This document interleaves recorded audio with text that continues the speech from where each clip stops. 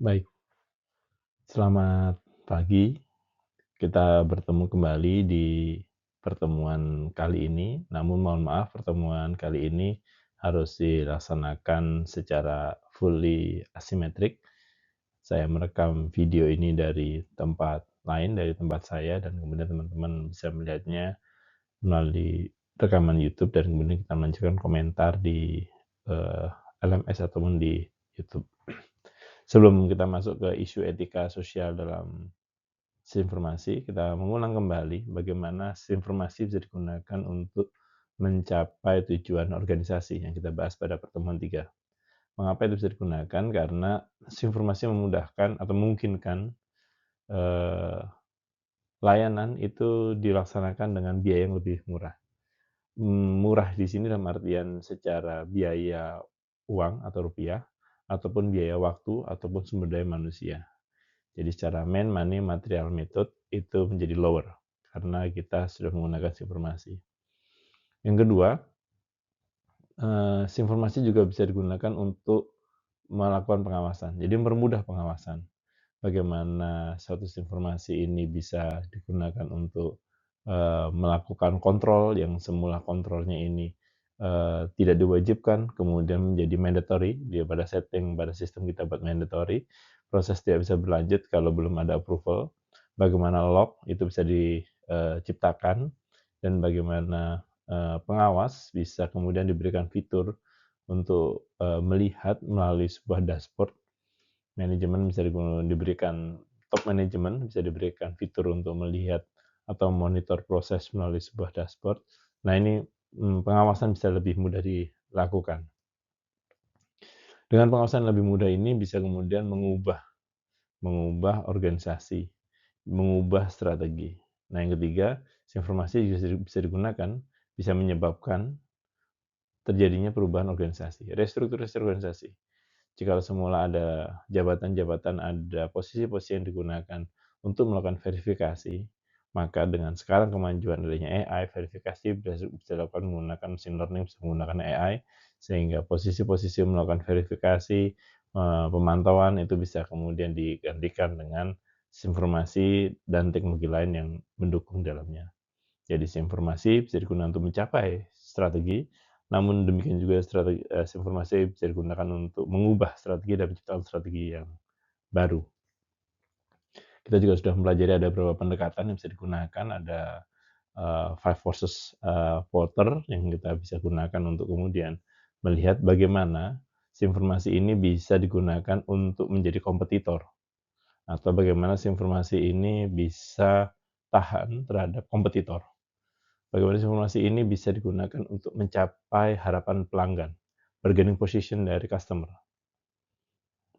Jadi kita bisa membidik informasi yang kita tawarkan ini menjadi satu solusi yang seperti apa. Memang seperti saya sampaikan pada tahapan diploma 4 atau S1, teman-teman tidak dirancang untuk kemudian menawarkan sebuah solusi berdasarkan teori, tapi teman-teman digunakan untuk menciptakan solusi itu, ya teman-teman mendevelop solusi itu. Jadi pendekatan solusinya, pendekatan teoritis dari solusinya itu sudah dilakukan oleh rekan-rekan yang kemudian ada di level atas.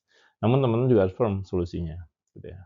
Permasalahannya mungkin tidak perlu dianalisis terlalu mendalam, tapi solusinya harus firm. Jadi saat kemudian permasalahan itu sudah jelas, sudah di clear, jadi sudah dinyatakan dengan jelas, maka teman-teman bisa kemudian menggunakan teori-teori yang ada. Oh, saya menggunakan pendekatan SWOT, SWOT, untuk kemudian meng-capture opportunity yang ada di luar, untuk kemudian memaksimalkan kekuatan dan kemudian mengendalikan atau mengatasi kelemahan yang ada di dalam. Yang ada di luar contohnya misalkan adanya teknologi AI, adanya open source yang dikembangkan oleh komunitas, gitu ya. Itu adalah kondisi yang di luar, yang bisa menjadi sebuah opportunity, gitu ya. Namun juga adanya kompetitor di luar, misalkan kita membuat sebuah aplikasi LMS, dan LMS itu cenderung tidak digunakan, khawatir tidak digunakan. Kenapa LMS tidak digunakan? Oh, ternyata ada YouTube. YouTube ada fitur apa? Oh, YouTube ada fitur untuk berbagi video. Waduh, video seperti ini nggak perlu lagi taruh di LMS, bisa taruh di YouTube. Ada fitur apa lagi di YouTube? Oh, YouTube sebagai ancaman, ada fitur untuk diskusi. Oke, berarti kita sebagai kompetitor akan bisa memasukkan diskusi kita ke dalam layanan baru kita.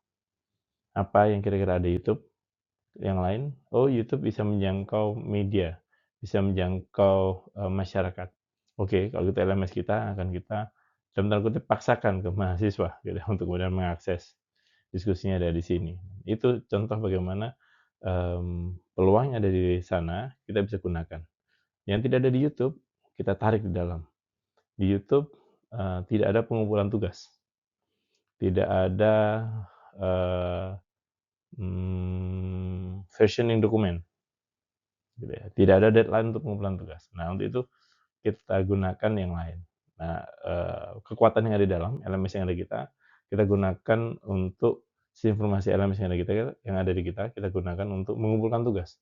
Bukan kita paksakan untuk kemudian bisa menghandle pendistribusian video. Kita serahkan itu kepada YouTube dan kita, gunakan sisanya untuk kemudian fokus kepada pengumpulan tugas, manajemen dokumen, karena dokumen kita kita coba kendalikan tidak terlalu, menyebar gitu ya, dokumen materi bahan ajarnya.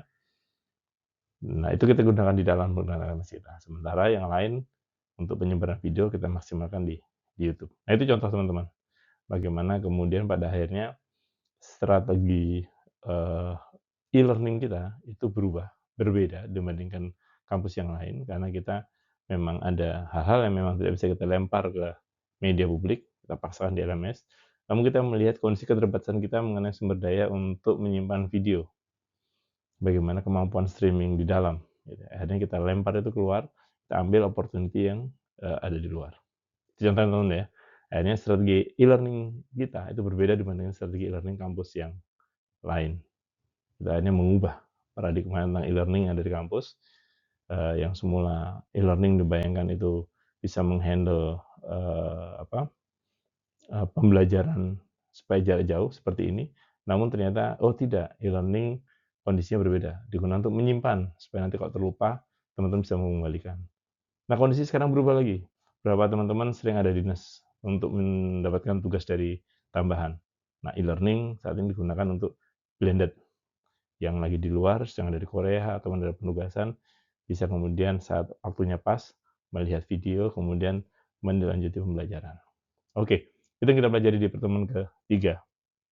Sistem informasi menjawab strategi, sistem informasi mengubah strategi.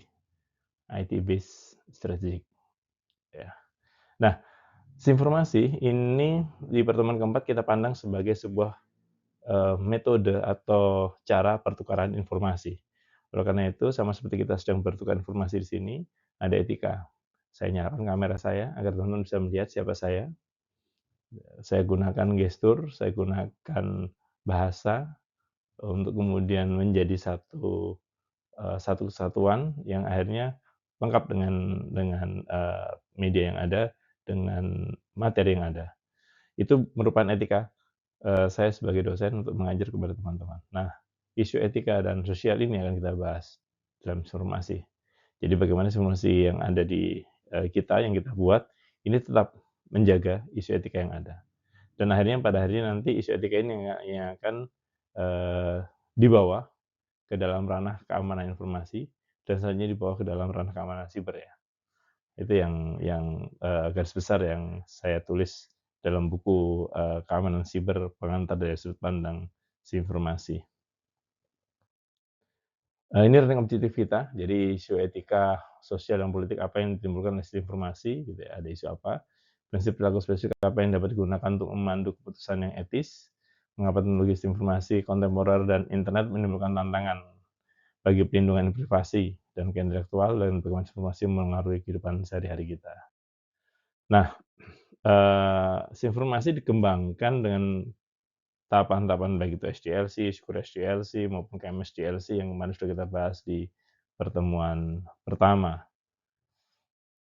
Nah, informasi yang kita kembangkan tadi menciptakan isu etika baru. Mengapa? Karena akhirnya kecepatan penyampaian informasi itu mengubah mengubah hubungan sosial, gitu ya.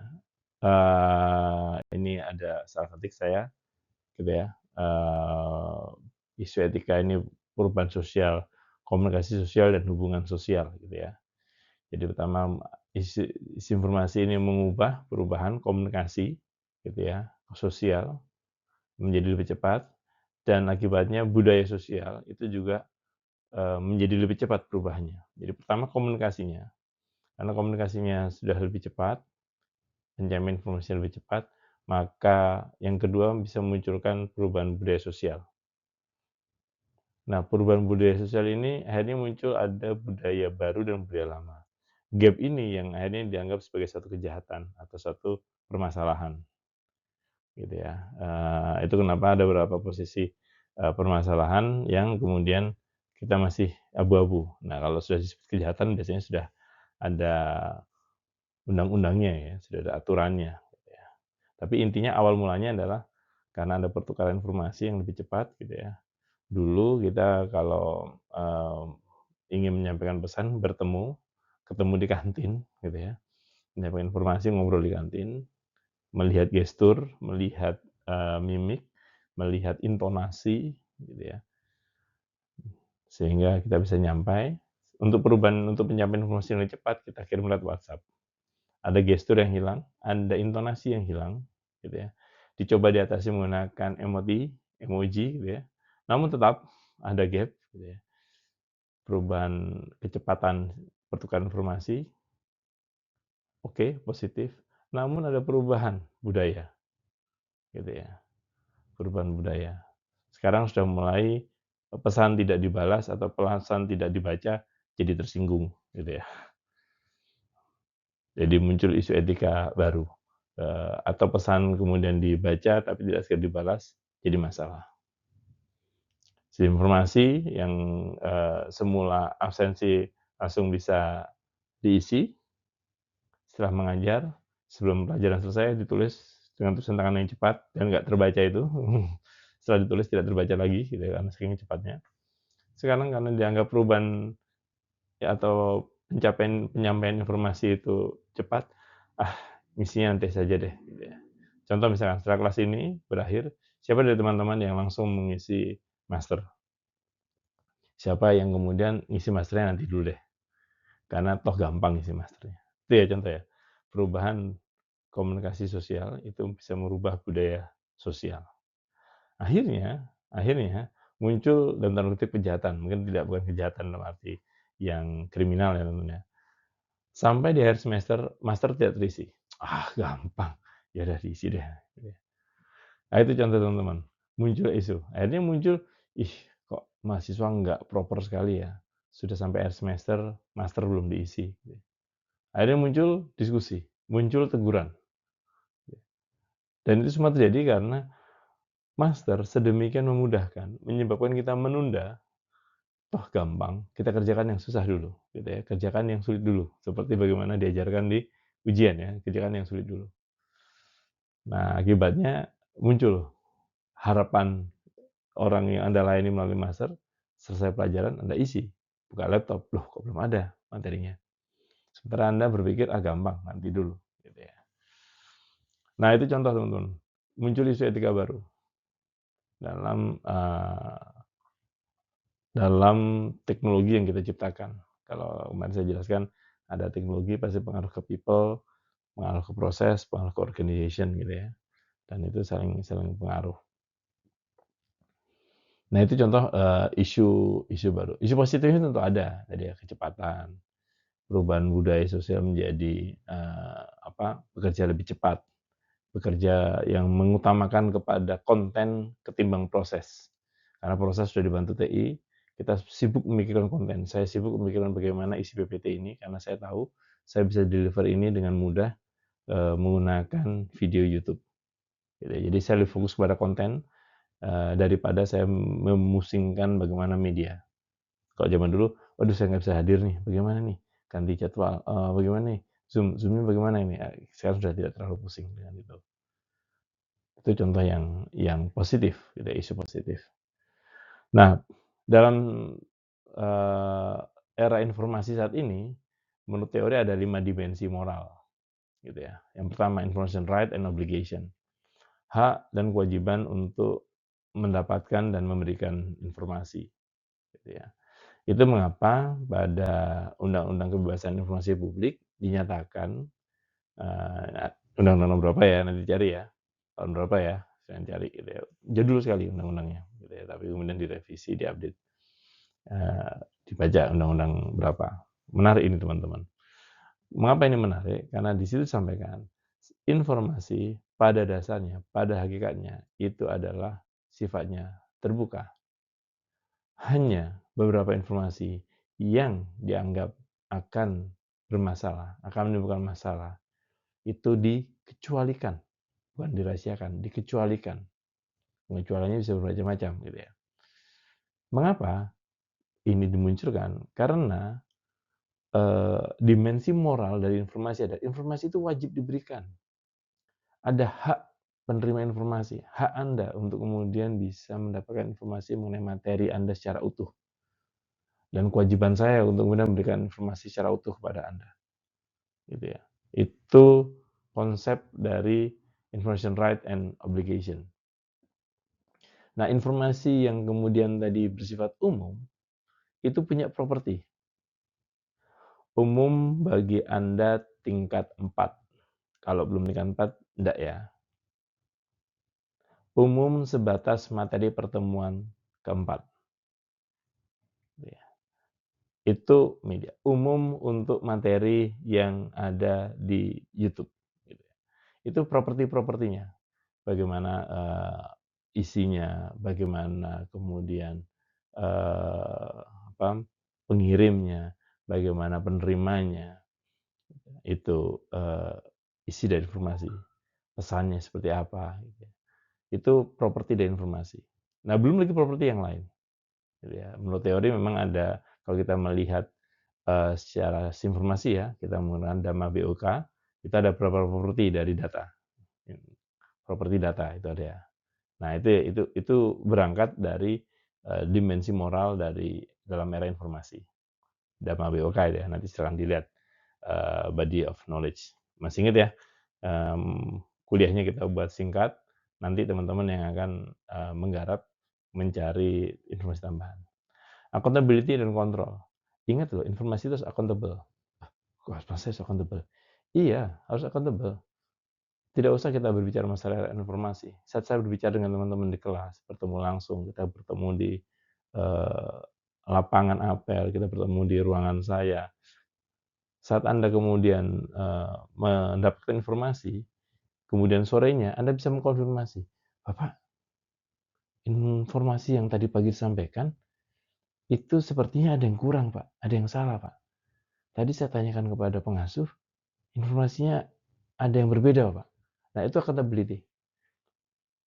Dan itu sudah kita lakukan bertahun-tahun, kita sudah lakukan sejak dulu kala sebelum kita menggunakan media digital untuk sistem informasi. Sistem informasi atau pertukaran informasi manual kita itu ada accountability. Gitu ya. Jadi ada accountability-nya. Jadi kalau tadi ada propertinya, ini rahasia terbatas, itu propertinya gitu. Ini accountability-nya. Pak, katanya informasinya rahasia. Kok banyak yang tahu gitu ya. Jadi ada accountability terhadap properti yang saya belikan. Gitu, itu accountability. Accountability ya. Ya, bukan hal yang baru kan teman-teman. Bagaimana dengan sistem quality? Sebentar, kita harus hentikan dulu ngobrolnya. Ini kebetulan sedang azan, kita hormati yang azan, sembari kita juga menjaga supaya kita nggak teriak-teriak. Sistem quality. Sebentar, kita minggir dulu yuk. Noise nih, banyak orang teriak-teriak. Aku lagi dalam gedung nih. Kita keluar dulu berdua gitu. Itu sistem quality. Saat kita berbicara, kita bisik-bisik, apa-apa, kemudian kita mendekat, kita semakin bisik-bisik. Itu sistem quality. Itu sudah kita lakukan. Dan itu kemudian diterjemahkan kepada kualitas dari sistem informasi yang kita ciptakan. Jadi saat nanti komunikasi manual tadi kita deliver atau kita alih mediakan ke bentuk digital, maka bentuk digitalnya juga harus menjaga kualitas. Sistem kualitinya juga harus ada di bentuk digital tadi. Itu kenapa ada quality control, quality assurance dalam pengembangan sistem informasi. Quality of life, gitu ya. Jadi daur hidupnya. Selama informasi ini kemudian masih digunakan, kualitasnya harus dijaga, harus sama. Information right, property, accountability, quality-nya harus sama, quality of life-nya. Sampai informasi ini kemudian dinyatakan. Nah, dalam era informasi, 5 dimensi ini menjadi menonjol, lebih menonjol. Karena apa? Karena kita semakin dijauhkan, yang semula kita tidak perlu pakai penekanan-penekanan seperti ini, kita harus pakai penekanan-penekanan seperti ini. Karena kita sudah alih mediakan ke bentuk digital. Jadi kita tidak bisa jamin ini secara langsung. Kita percayakan kepada sistem. Oleh karena itu sistem yang kita percayakan itu harus bertindak seperti kita. Saya memastikan informasinya Anda pahami. Anda paham? Saya lihat mata satu persatu. Saya pastikan matanya mata paham, bukan mata tidak mempedulikan saya. Maka sistemnya yang nanti diciptakan juga harus seperti itu. Gitu teman-teman ya. Dasar pemikirannya seperti itu. Nah, tren teknologi yang meningkat itu memunculkan risiko etika. Kalau tadi ada isunya, gitu ya. Nah, sekarang muncul risiko yang memang akhirnya menjadi risiko negatif. Biaya komputasi berlipat ganda, gitu ya. Karena tadinya tidak butuh komputasi, tidak butuh alat to compute, otak kita yang mengcompute, gitu ya. Dayanya kecil, yang menciptakan komputer ini dengan daya kecil, ada kita pindahkan ke komputer dengan daya yang berlipat kali ganda. Biaya penyimpanannya kemudian sangat murah, gitu ya. Kemajuan analisa data juga muncul, pertumbuhan mobile device. Nah, ini menunjukkan adanya risiko etika.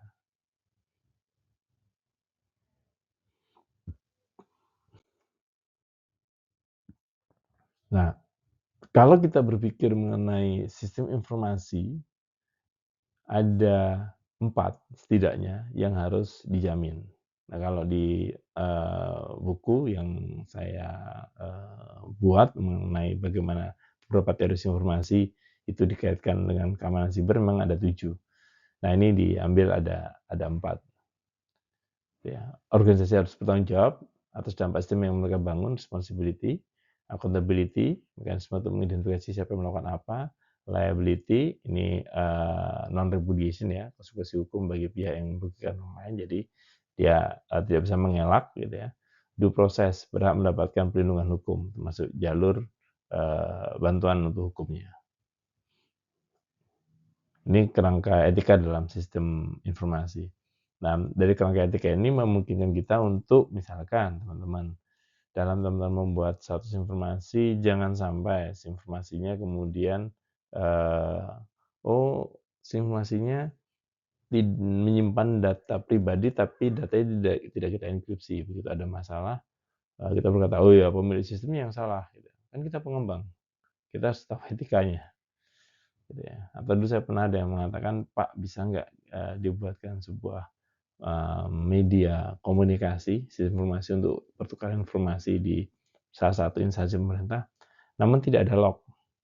Jadi saat kemudian komunikasinya sudah solve, sudah berjalan baik, sudah, gitu ya. Tidak ada tidak ada rekam jejak atau histori yang tersimpan.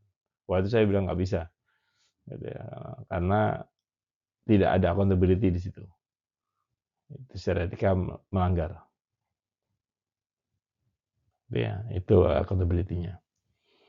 Organisasi bertanggung jawab atas sistem yang mereka bangun, seperti halnya sistem informasi yang memang ya bisa dibilang aplikasi ya, namun sekarang saya masih menganggap ini bagian dari sistem informasi teman-teman ya.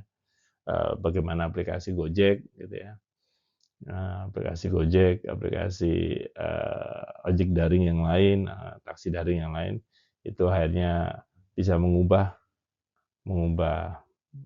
proses bisnis, bagaimana sistem informasi rumah sakit yang akhirnya menyebabkan ada beberapa fungsi-fungsi dari rumah sakit yang berkurang, yang dulu Anda harus registrasi, sekarang cukup masuk ke mobile JKN, kemudian Anda melakukan registrasi di sana.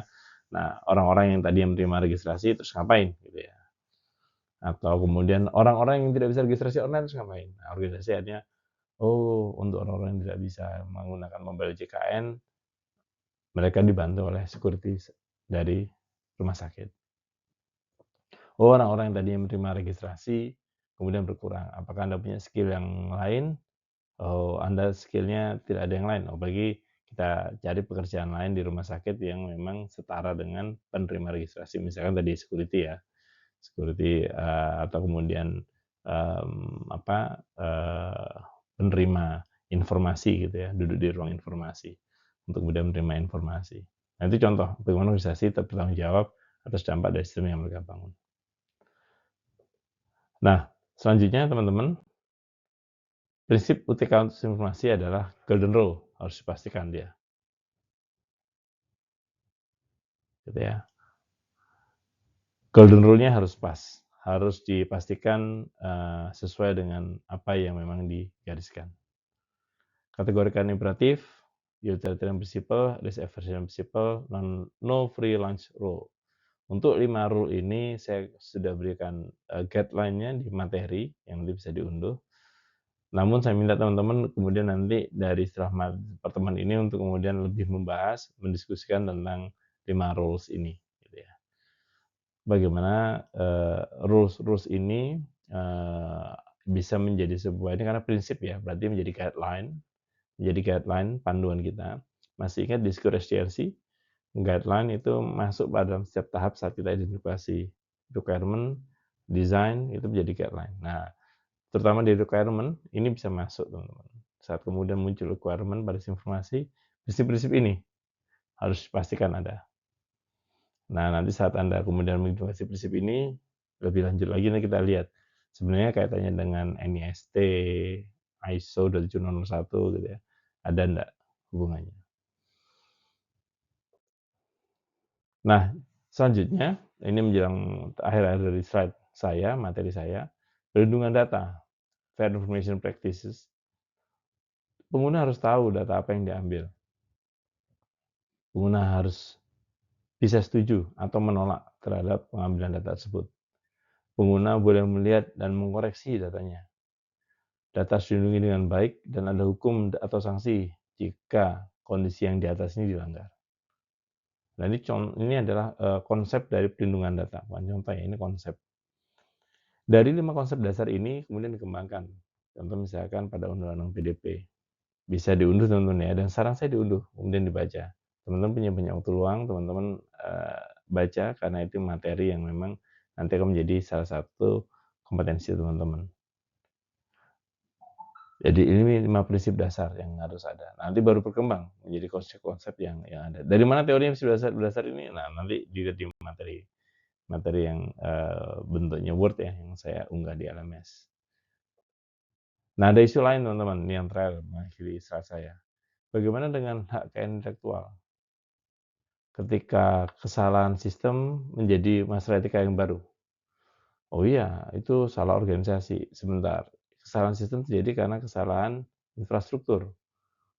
Bukan masalah organisasi yang memiliki sistem, tapi infrastruktur yang menyediakan layanan terhadap sistem tersebut. Atau ternyata muncul masalah terhadap sistem quality karena user pengguna memberikan input yang salah. Nah, itu isu-isu lain teman-teman, jadi perdebatan. Ini isu yang mana gitu ya. Memang benar sistem quality tadi menjadi isu yang harus diangkat, tadi yang terakhir tadi ya, yang diangkat. Namun ada isu baru gitu. Ketika ada kesalahan sistem, ini menjadi masalah etika. Ini ranah salahnya siapa ini? Pemilik sistemnya, tempat sistem itu disimpan, pemilik datanya, atau pengguna datanya. Nah, ini isu lain yang kemudian kalau Anda melihat di PDP, Perlindungan Data Pribadi, itu sudah mulai dibahas. Dampak sosial dan kualitas hidup, nah ini sangat dibahas sekali teman-teman. Kalau teman-teman lihat konsep dari Smart City, gitu ya, bagaimana informasi ini menjadi enabler pada penyelesaian masalah-masalah perkotaan, contoh masalah kebersihan, masalah kesehatan, masalah pendidikan, masalah pembangunan dan tata kota, layanan kependudukan, ini diselesaikan dengan sistem informasi. Nah, akhirnya muncul dampak sosial dan kualitas hidup, gitu ya, dampak sosial dan kualitas hidup. Ya, paling saya tadi tentunya, yang biasa ngobrol di eh, pos security, sekarang jadi ngobrolnya di media WhatsApp group, yang semula eh, nyapa doang di satpam saat lewat lewat pos security, kemudian nggak ikut ngobrol, hanya nyapa doang, nggak ada masalah. Sekarang cuman centang biru nggak dibales, jadi masalah. Ini di grup nggak ada yang komen gitu, sudah baca semua gitu ya, jadi masalah. Padahal dalam kehidupan sehari-hari kita juga tidak menyampaikan sesuatu, kita cuma ngangguk atau kedip saja gitu ya, cuman ngangguk gitu, Pak, gitu. Kalau kita jawab pagi Pak gitu, itu kan tidak membahas konsep atau topik yang sedang dibahas di pos keamanan itu. Kita cuma menyapa, tapi itu dianggap sudah cukup.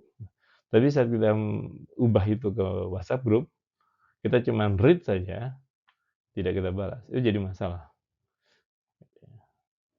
Itu kenapa akhirnya bagi beberapa anggap ya setidaknya kasih emoji lah gitu ya. Dan kualitas hidup. Gitu, bagaimana pada akhirnya karena komunikasi yang kurang baik ini bisa mengubah kualitas hidup. Itu kenapa pada Smart City dari prolog saya tadi ada smart living gitu ya. Bagaimana ada konsep sistem informasi ini atau smart solution ini bisa menjaga hubungan sosial dari masyarakat.